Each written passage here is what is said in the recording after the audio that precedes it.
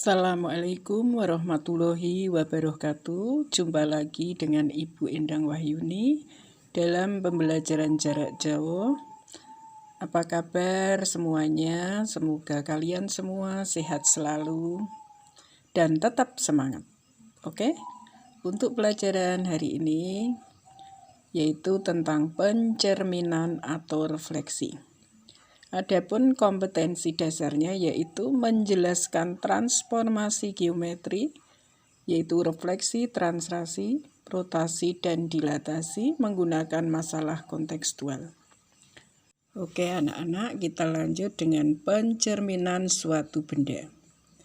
Ketika melihat foto bangunan di samping, maka akan terlihat bayangan dari bangunan tersebut pada permukaan air. Perhatikan bahwa setiap titik dari bangunan asli di atas garis air memiliki titik yang bersesuaian dengan bayangannya pada air.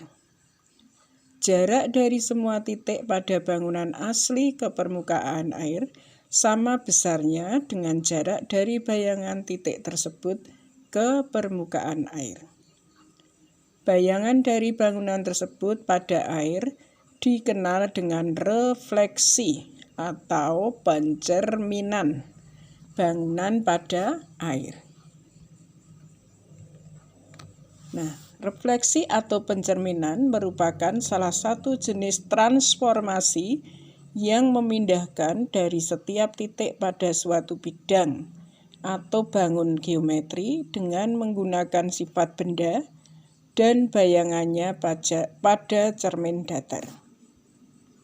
Perhatikan anak-anak, langkah-langkah untuk menggambar bayangan hasil refleksi atau pencerminan segi 4 PQRS terhadap garis alfa. Alfa di sini diibaratkan seperti kalau kalian bercermin gitu ya. Jadi kalau kalian bercermin, kalian menghadap ke utara, maka bayangan kalian akan menghadap ke selatan atau berhadap-hadapan. Nah, langkah yang pertama, gambar ruas garis yang tegak lurus terhadap garis alfa dari P, Q, R, dan S. Kemudian langkah 2, tentukan titik P aksen. P tanda petik membacanya P aksen, Q aksen, R aksen, dan S aksen. Sehingga garis alfa tegak lurus dan membagi PP aksen, Q aksen, R aksen, dan SS aksen sama panjang. Titik P aksen, Q aksen, R aksen, dan S aksen merupakan bayangan titik P, Q, R, dan S. Kemudian langkah 3, hubungkan titik-titik P aksen, Q aksen, R aksen, dan S aksen. Oleh karena P aksen, Q aksen, R aksen, dan S aksen merupakan bayangan dari P, Q, R, dan S yang direfleksikan oleh garis alfa, maka segi 4 P aksen, Q aksen, R aksen, dan S aksen merupakan bayangan segi 4 PQRS. Itu ya anak-anak. Ya, mari kita lanjut. Sifat bayangan benda yang dibentuk oleh pencerminan. Pertama, bayangan suatu bangun yang dicerminkan memiliki bentuk dan ukuran yang sama dengan bangun aslinya.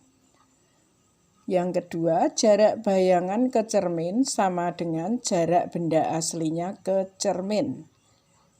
Bayangan bangun pada cermin saling berhadapan dengan bangun aslinya.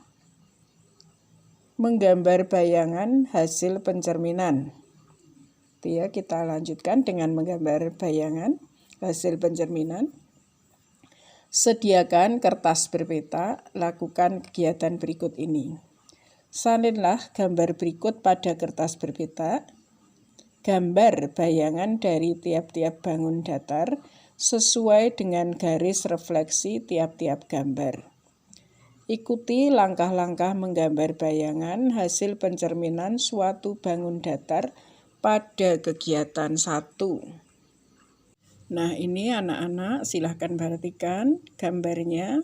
A, B, C, D, E, dan F kalian salin pada buku berpetak kalian, kemudian kalian gambar hasil pencerminannya atau refleksinya. Itu ya, garis putus-putus itu diibaratkan cerminnya. Jadi bayangannya harus berhadap-hadapan. Silahkan coba ya. Ibaratnya atau seperti waktu kalian bercermin.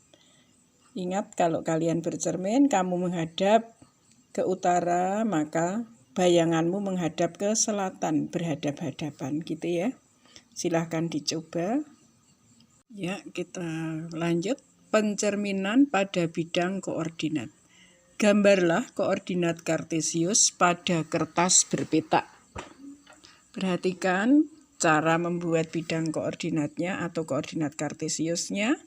Sumbu tegak adalah sumbu Y, kemudian sumbu mendatar adalah sumbu X. Dan ingat, harus seperti dalam gambar itu ya, jaraknya antara angka 1, 2, 3, 4, dan seterusnya itu harus sama jaraknya.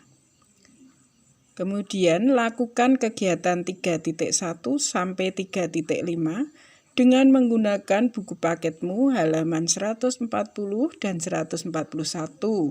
Kemudian isilah tabel pada halaman 142 dengan cara kamu salin di buku catatanmu. Nah, sekarang perhatikan halaman 142 ya tabelnya. Untuk titik A 3,4 pencerminan terhadap sumbu X ya. Kemudian titik koordinat atau bayangannya setelah kamu gambar berapa? Yaitu diibaratkan bayangannya A aksen atau A tanda petik.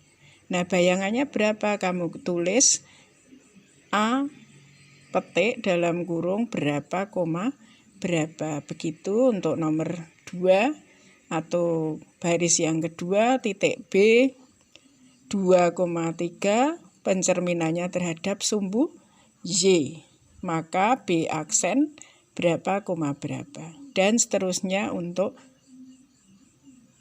C, D, dan E gitu ya. Nah, untuk itu maka kesimpulannya setelah kalian selesaikan tabelnya, maka kesimpulannya bagaimana? Kesimpulannya, refleksi terhadap sumbu X, maka koordinat bayangannya adalah X, negatif Y. Refleksi terhadap sumbu Y, maka koordinat bayangannya adalah negatif X, Y. Kemudian, untuk refleksi terhadap titik asal yaitu 0,0, maka titik koordinat bayangannya adalah negatif X, negatif Y.